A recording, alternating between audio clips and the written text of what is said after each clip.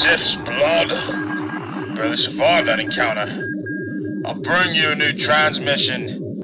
Vode An. Hello, everyone. Welcome back to Vode An. Today we're on episode 12, episode 7 of Before the Dark Times, which is, of course, the series where we go back and read some of the old Republic issues that me and Ken have not read yet in preparation of the Clone Wars era Republic issues. Today we're on issues 23 to 26, which is the story arc Infinity's End, which was written by Pat Mills and illustrated by, or pencils at least, by Ramen F. Box. Never heard of those people.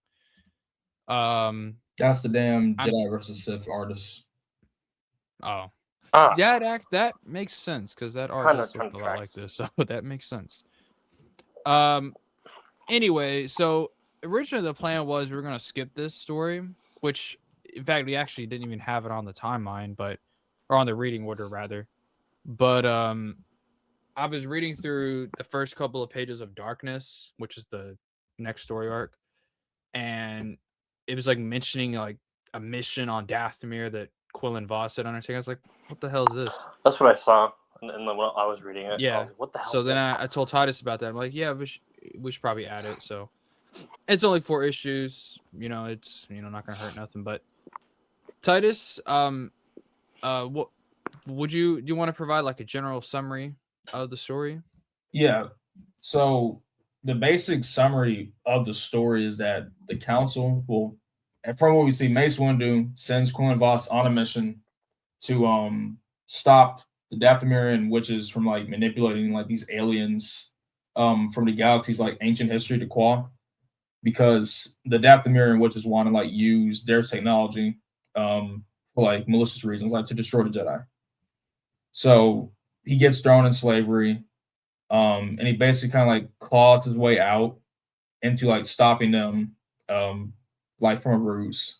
And ultimately, by the end, it's like he somehow defuses the artifact using psychometry to take the Qua's like psychic ability, and like Coruscant is free.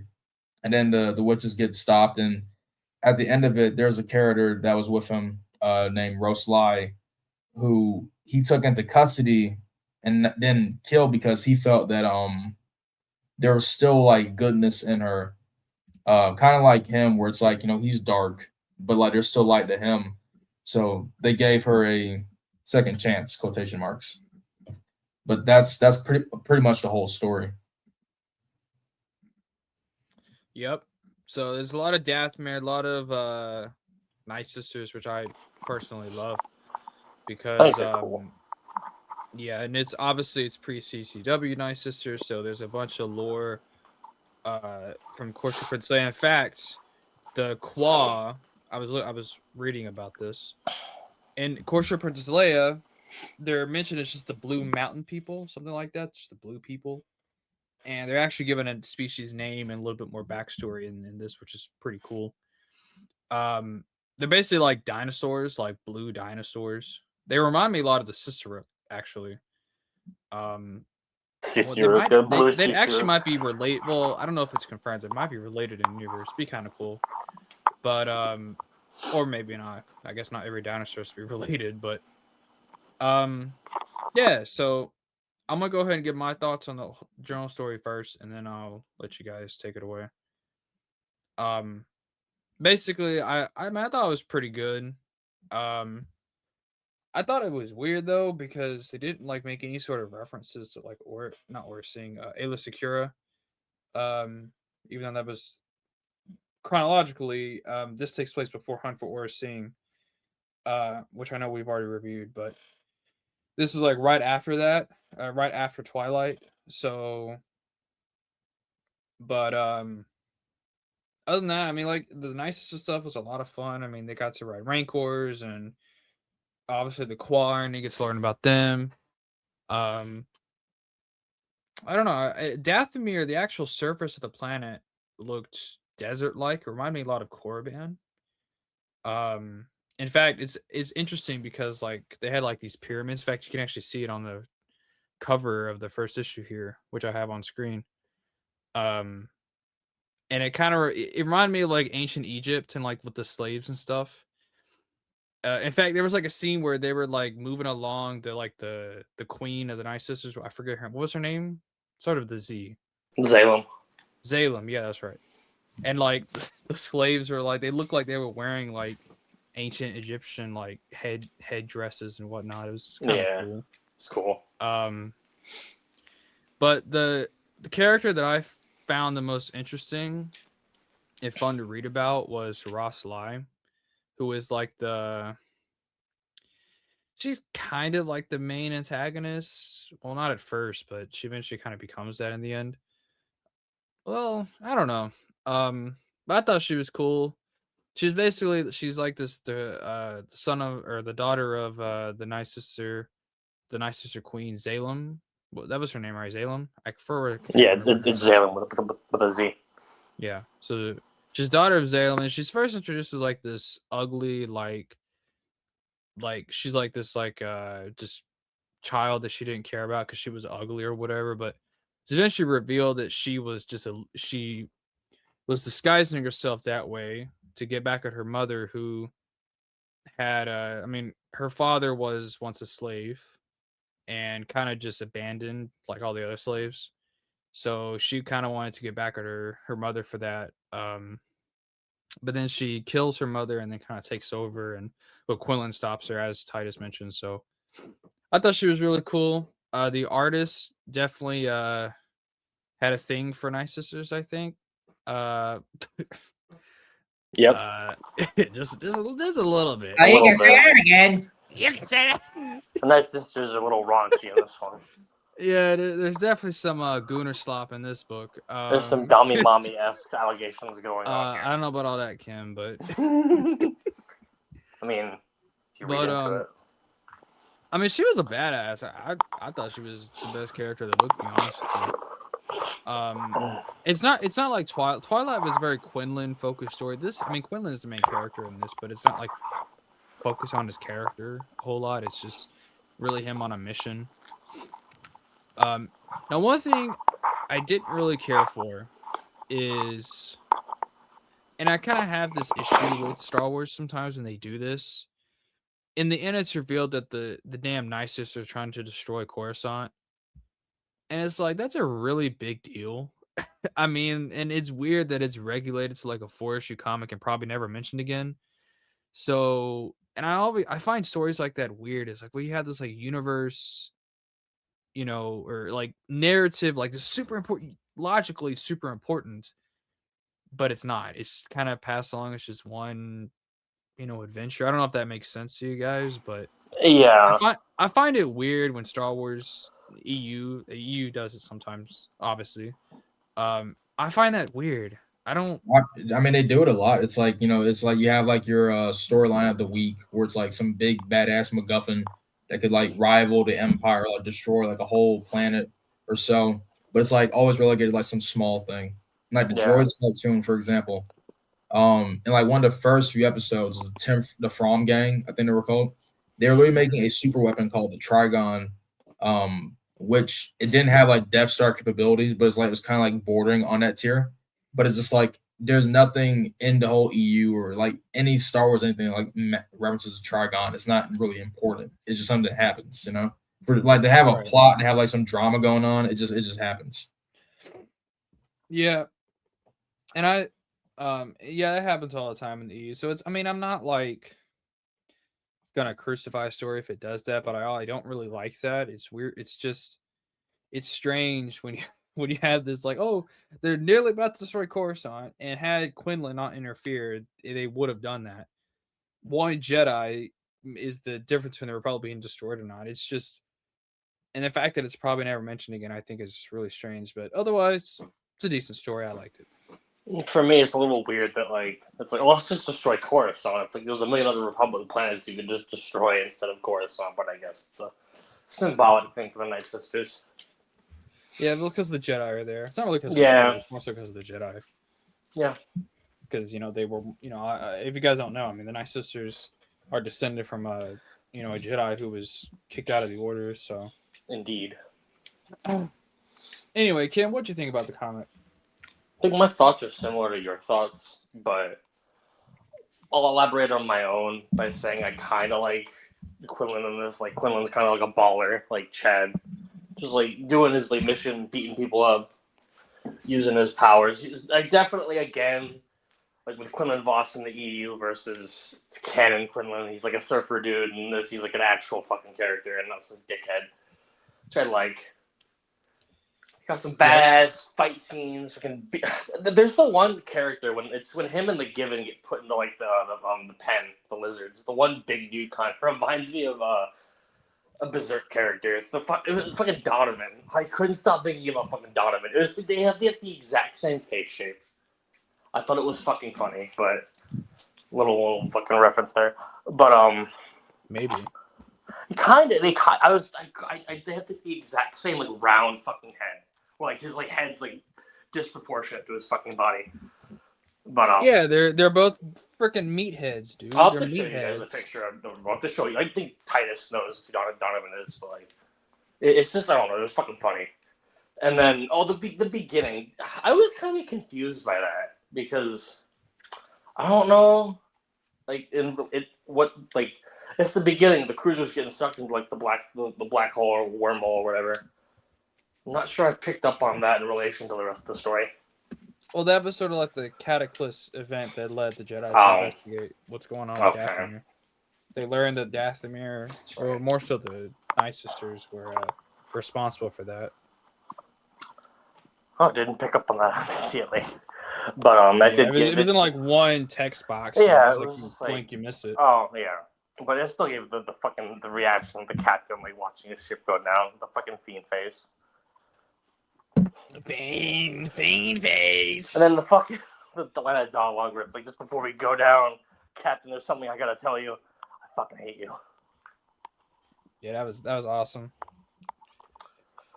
Overall, I mean, I'll be honest, the story, I mean, like Tidus said, it's like villain of the week type shit. I didn't really like it. It was fun. It was like a fun story with Quinlan Voss went undercover to like find out what the Night Sisters are doing, why they're doing it, and just save the day, you know. But just wasn't bad, but it wasn't like amazing. Is it worth reading? Yeah, of course. Most of these stories so far are worth reading, but like they're not. It's not like Thrawn trilogy level. But I mean, it's worth a shot. So, I mean, those are my thoughts. I don't have much to say, but it's not a bad story. It's above middle of the road for me. Fair enough. Tidus, what you think, brother? I don't know where to begin because like I try not to be like too harsh with these comics, bro. But like I really like I remember when I read this years ago, and I didn't really like it then. It was kind of like a slog to get there. But like revisiting it still doesn't really like age well. My main problem is something that you kind of pointed out earlier. But you didn't like go deeper into it. You brought the fact that like, this isn't really a Quinlan Voss story. And that's a big problem of mine because it's like, Ostrander already set up like a perfect intrigue of his character. And with the whole Illa Secure thing, you want to see where that plot line goes. But instead it diverges into like some, random side mission almost. It's not the book's not even written by Ostrander either. And it's also kind of like in part of one of the reasons I omitted it from the list because like in my mind, I don't really think this is Ostrander's canon. Like when I say like canon, I'm talking about like in a series of texts. Like this is not like really Quinlan Voss in the same way as he's penned by Ostrander. Like it just like he does it, even as like a character. Like I kind of disagree with something that Ken was saying, where it's like he was talking about the canon one versus like EU Quinlan. And I think there is layers to it. With Dark Disciple, it is kind of just confirmed like that's his personality. Like he's just always that type of guy. But even in this comic book, it's like Quillen Voss, he cracks a lot of fucking jokes. Like he's like a wisecrack, but there's like this whole thing. I wouldn't say he's like cartoonishly comedic. I think that's where the disconnect comes in with TCW because like people frame it as like, oh, he's cartoonishly comedic, guys. He jokes way too much. I think I get what you're saying. Like, I mean, Clone Wars, he's just a constant comedian. Right. I mean, in most of the EU stories we've read, he's a serious, like, grounded character. I guess what they wanted to do here. The thing about it is like he's only serious. Oh, go on. We're gonna say. I just felt like in this story they wanted to make him more of like an action hero and less of like a serious character that's suffering from fucking trauma. Well, I mean that. Well, what you just said. I mean that's literally like what I'm getting at here. Where it's like he has no reason to be serious here, and I'm not gonna sit here and say like, well, it's not fucking Timmy Tough Knuckles all the time, so that's a character flaws. It's inconsistent character writing. It's just like there is nothing in the plot that's calling him for him to be serious, and even like in Ostrander's own writing for Quinlan, like the last article you're reading, I forget what it's called, but even in that one, he's still a wisecrack. And with the TCW thing, I'm kind of getting off base. That was just on my mind even while I was reading this, because with the TCW thing, it's like he doesn't really have any reason to be serious with Obi-Wan about a situation like deeply. The most glaring issue of the whole TCW Quinlan thing is like, why the fuck is he even like there and with the Republic at that point in time? Yeah, like, that's the real elephant in the room. It's not his personality, because it's just like a fucking Tuesday. I mean, like, why do we have to be Obi-Wan? My life is so bleak and over my dark past. Could I add to your point about him in the comic? What's up? I think that like he's so far removed from how he acts in the other comic.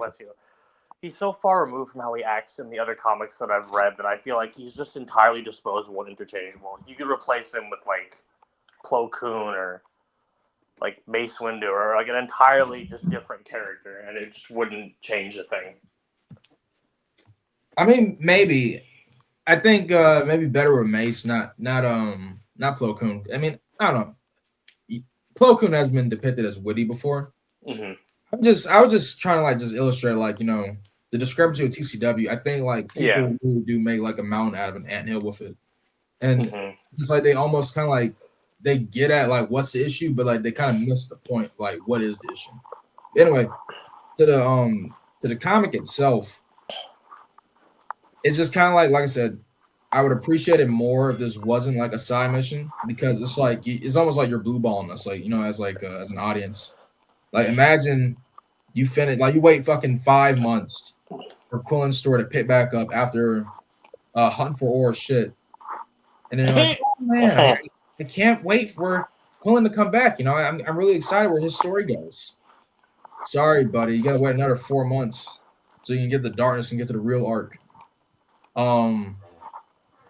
And it's just like, I don't know. I mean, like he barely like had anything like character. Well, I guess I'm talking in circle stuff at that point. Rose Sly, I'll say, as a twist character, she literally had no setup, and this is kind of like the flaw of like having a 4-issue mini arc, because there's only so much you can really flesh out in like a comic format where you're trying to like deliver action, plot. Not some damn like fan service, of course. But it's like it's almost bordering on like nonsensical at like multiple points in his own story. Like Rose Sly is just like revealed, oh, babe, oh yeah, I'm evil. I mean, well, they're all fucking evil, but like, you know, it's just like, yeah, it's just a reveal that like, you know, she's actually like, you know, capable, and she's like, you know, she's hot and all of this. I'll be honest, I didn't see that coming. I'll be honest, I was like oblivious to it. No, I mean, like first time reading, like you wouldn't expect that shit. Yeah, right? Yeah. And then I'm just saying, like it literally had no setup, and it's just kind of like it almost feels like a cheap twist. I guess is what I mean. Yeah, I get what you're saying. And a cop out because it's so short. I mean, dude, it happens like almost not 2 times, but it happens another time in this own story where it's like, you know, Zalem and the whole like want to destroy the Jedi thing. It's like, now granted, I have not read Courtship, right? But I do know a good deal of like EU Night Sisters because of guidebooks and things I have read about them. So I do know there is like an obvious like, you know, animosity to like dislike of the Jedi, depending on the fucking the tribe, right? But like, I don't understand like why just say, well, guys, we got a super weapon. Like the first thing we gotta do is blow up the Jedi's planet they're on.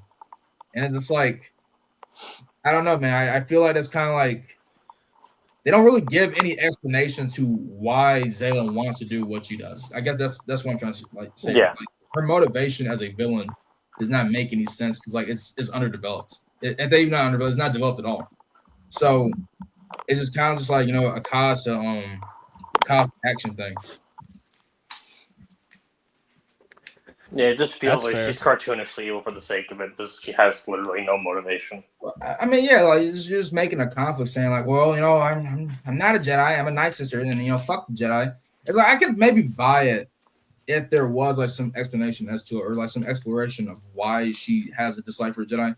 I think what they should have fucking explored is like what Blanche was saying about Rosalai, is that they should have explored the whole thing like the father, because Rosalai, she couldn't really commit to being a Night Sister because she wanted revenge against Zalem for killing her father.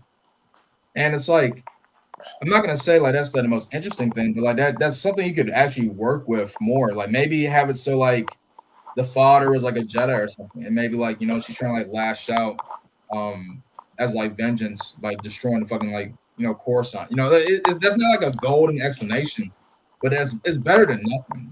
That's what I was thinking, because her father kind of, in like the hologram, kind of looks like Dooku. So I kind of thought he was a Jedi at first, and then it's like, oh, he's just a fucking slave. Yep. So I mean, Yeah, Dooku having sex with a Night Sister anyway. He probably would. He probably would. Dooku probably fucking would.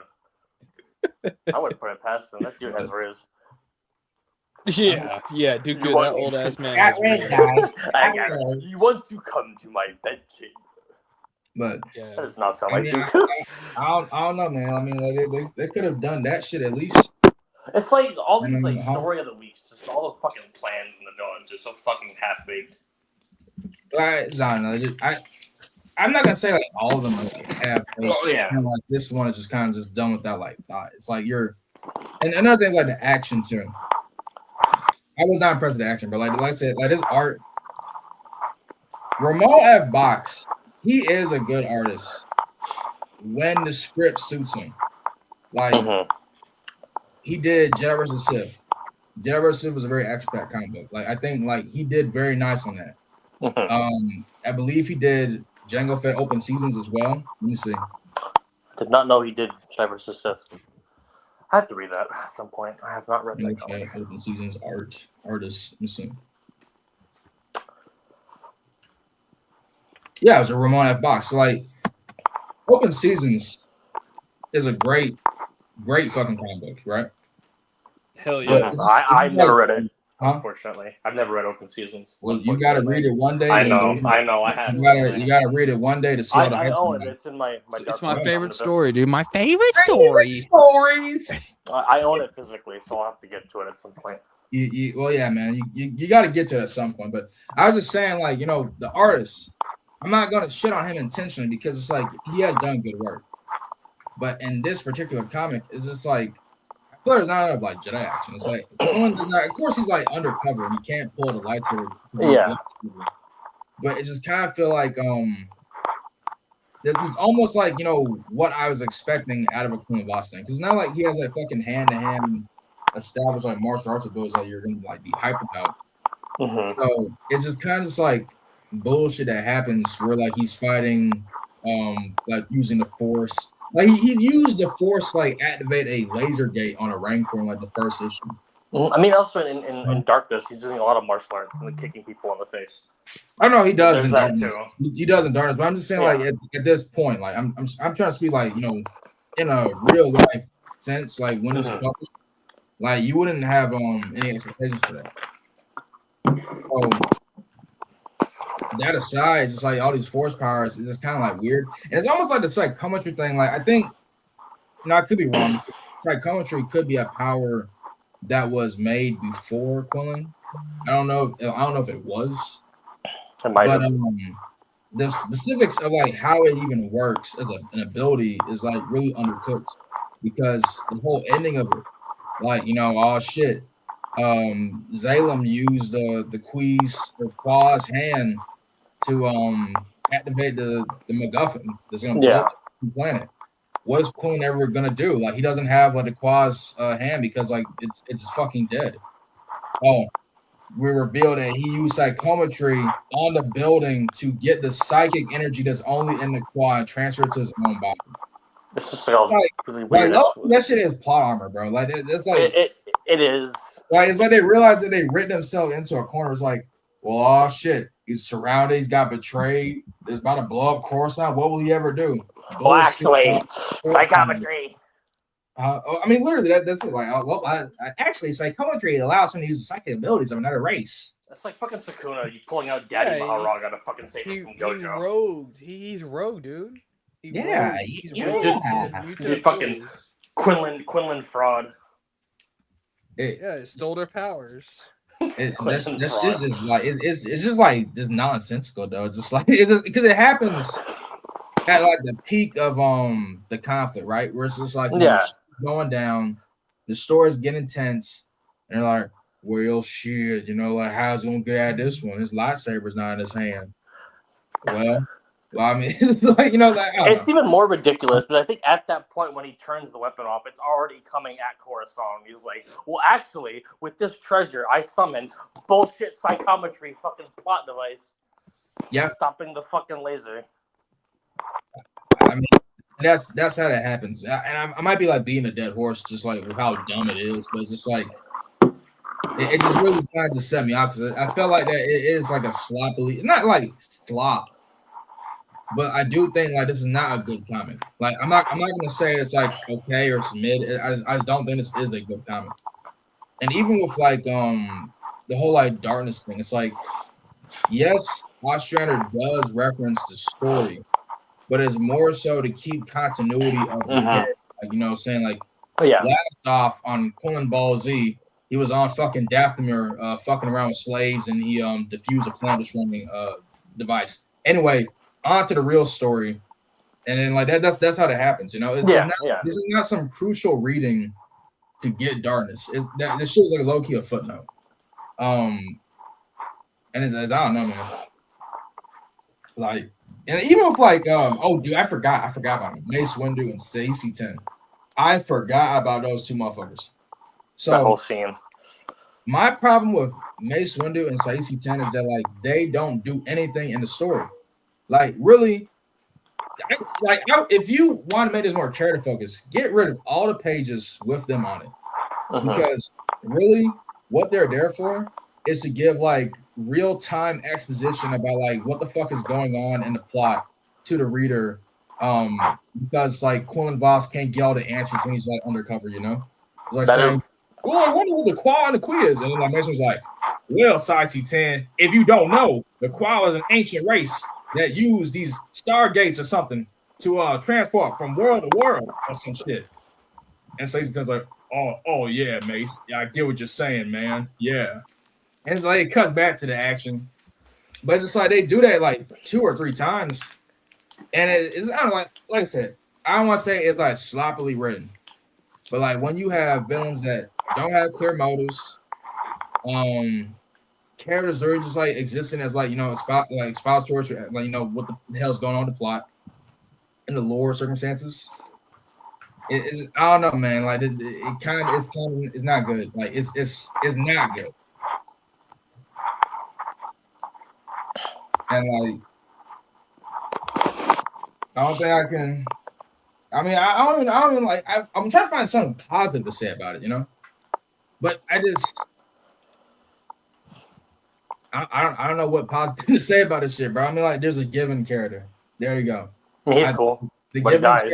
Like he fucking died. He fucking dies. He just blows up. I mean, yeah, he died, but he was cool, I guess. Ramona Vox knows how to draw sexy women. I guess that's a pro. That's a pro, I guess. Like, but like, yeah, she wasn't too bad to look at. Yeah, it's easy on the eyes, easy on the eyes. But like everything else is doo-doo fart, bro. Like this shit is not good. I guess the more I think about it, the more this shit's like a half-baked muffin. Like, just half of it's like undercooked. It's filler, bro. God. It's the filler arc of Fuck. Republic, And bro. also with the thing you mentioned earlier about the fucking Yeah. like the lightsaber, like some of that shit felt like super silly. Like there's a scene where like Quinlan Voss is like sneaking around like he's fucking Solid Snake, and then he gets jumped by a bunch of Night Sisters.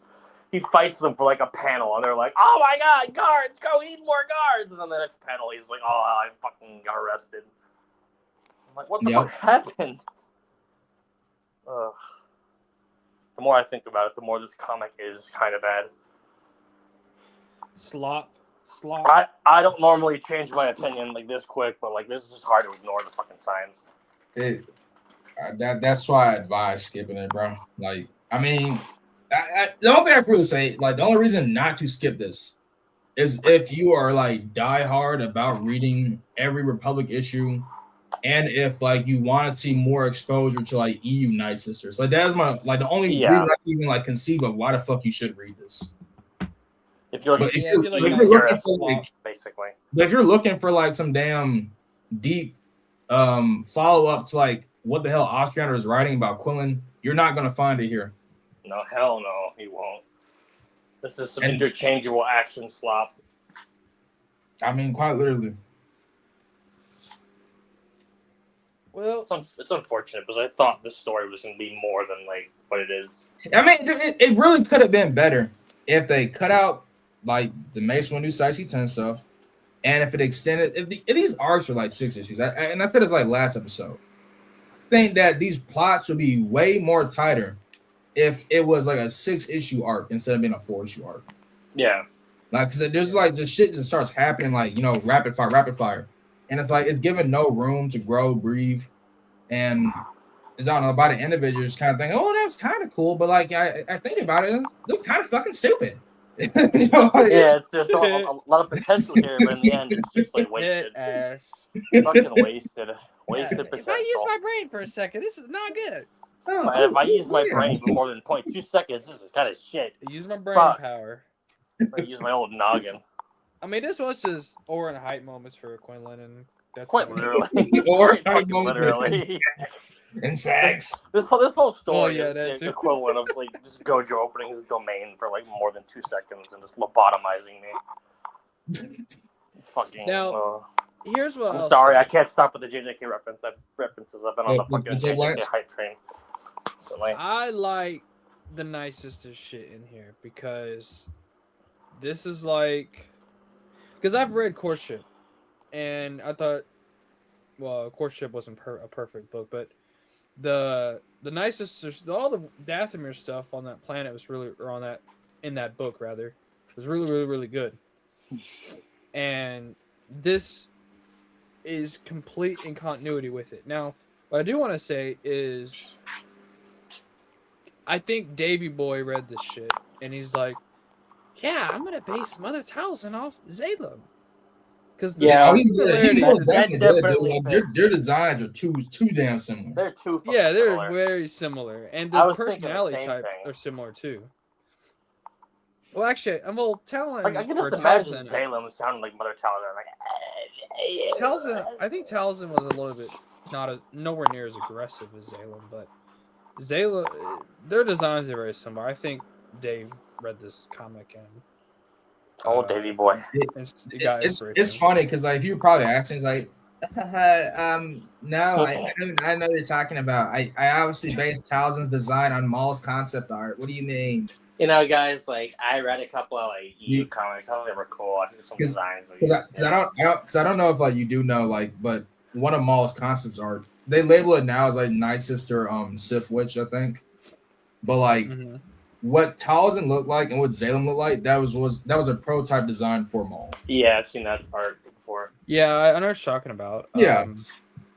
So I just imagine like that conversation going like, you know, saying like, hey Davy boy, I looked at your homework and I compared it to mine and something seems familiar. I don't know what you mean, Lance. I just looked at the Maul concept art. What do you mean? Is it just like I'm kind Dead of getting ass. off topic for like a second, but I don't know if I'm like wrong about this, but I remember reading somewhere that Ventress was like, at least in concept, going to appear in Revenge of the Sith at some point. I don't know No, if that's true or not. No. no. I mean, if anything, Zalem was based off of Maul's concept art. I don't know, but I mean, Well, I mean yeah. that's He looks that's very kind of like Zaylen was based off of it, but I'm just saying like if you were after the day, if he tried faking it, you know, this thing. Oh no, man, no. Oh, guys, I'm Yeah. just like, I'll take my stories in the direction that I want because, I'm a creator. I created. yeah. But canonically, Zalem would be the Talzin's predecessor. So Yep. Yep. if we're making now, what I thought was strange because I've always thought Dathomir in the EU at least was like a green, luscious world. This makes it seem like it's ancient Egypt. Kinda, yeah. It's like an I don't ancient know desert if world. I don't know if maybe I have a misunderstanding of Dathomir, but I don't know. Maybe you're misremembering, Lance. I've always thought it was like a green planet though, like an ocean world, I or mean, like Earth. I mean, I know like in Corsair they describe it that way. It is weird though because like the first page, or not the first page, the first issue, it does show like a forest, like a damn like kind of like Yeah. not like a luscious forest, but it's kind of like wilted trees. Mm-hmm. But it's like when they move out that shit, it is they're like as you said, just ancient Egypt. My assumption is that the planet has different biomes. I mean, yeah, Yes, that's we're in the probably desert is like some dumbass like Mandalore retcon. Oh So yeah, the different biomes, I would say different seasons. I think that's better because I mean it That could be work. seasons. It might not be like Mandalore stupid ass. It might be like seasons. yeah, I've always said like my personal retcon to like the Dathomir differences is, and really the differences between the Night Sisters and TCW and Courtship. I know I've told you guys this, but I think Dathomir from TCW is just a different planet. Like it's like a different planet in the Dathomir system. It's A also colony it's world, I like guess. Bothawee's the same way. Like there's two Bothawees. I don't think people know that. There's I think the star, right? And then there's the actual planet that like that the Bothans are from. Mm-hmm. I think Dathomir is kind of the same way. There's just two Dathomirs. There's the one that we see in the book, and then there's the one that we see in TCW. And there's different Night Sister clans, which that's already an established lore thing. So, I mean, I don't know. I don't think the Dathomir contradictions are a big deal. I think the biggest problem is the idea that Ventress was a Night Sister. I think that's the bigger issue. But, I don't know. I think this works with that. I don't know, because now there's like 3 different freaking biomes for Dathomir. It's either red, or it's a desert, or it's a lush world. So I don't know. No, don't leave out Star Wars Galaxies. Because like in Star Wars Galaxies, it's just like it's just blood red skies or fucking like destroyed trees. Shit, man. It's hell, basically. Or you could say like maybe like the Night Sisters are like maybe during Talzin's reign, it's like her magic is like influencing the world and its ecosystem. I don't know. There's different ways. Her gaseous magic is so fucking powerful. Just change it. Yeah, it makes the planet red. It oxidizes it. So I mean, dude, her magic is green. It's like green plumes. Yeah, she farts on the planet. It changes the ecosystem. It changes the atmosphere. Makes the ozone layer deplete. Deep breaths now. Deep breaths now. Oh gosh, so stupid. so stupid. It's so stupid. It's so dumb. Oh gosh. Anyway, I guess nobody can get Dathomir's fucking ecosystem right. Or planet composition, whatever the word is. I'm not a damn geologist, but anyway, I think that's our general thoughts. You guys want to add anything else? Nope. Kenny Bear, you want to add anything? Nope. I think I'm done. Well, that's our thoughts. It was not the best comic in the world, but we're gonna get back on track to some good Ostrander stuff next time. Some We good got 3 more story arcs left to read, and then we'll get right back onto the Clone Wars stuff. So we got Back to Clone Darkness Wars. in order. We've got Darkness, Stark Hyperspace War, and Rite of Passage. Those are all Ostrander stuff, right, Tidus? All 3 of those? All Ostrander. So I'll peek. we're gonna hopefully start getting into the meat of this stuff soon. Which I mean, we kind of are in a sense, but we're gonna get deeper into the meats in the next few story arcs. We are So, the meat. yeah, man. We have the meats. We have the meats. Ostrander has the meets. He's our Ostrander meat. has the meats. And Gender hell Simba's yeah. like his right hand girl who like draws all the hot characters. But they're like gooner art. Yeah. Well, Kind of. She is the She sexualizes like a lot of male characters, in my opinion. yeah. She makes them look too If sexy. she was a man, though, it'd be a problem. But she's not. So. Yeah, but he was a man now. But anyway, that's all of our thoughts. So, do you guys want to add anything else? Nope. Nope. No. All right. Awesome. Well, thank you guys very much for watching. May the force be with you. We'll see you next time. Peace. Peace. Always.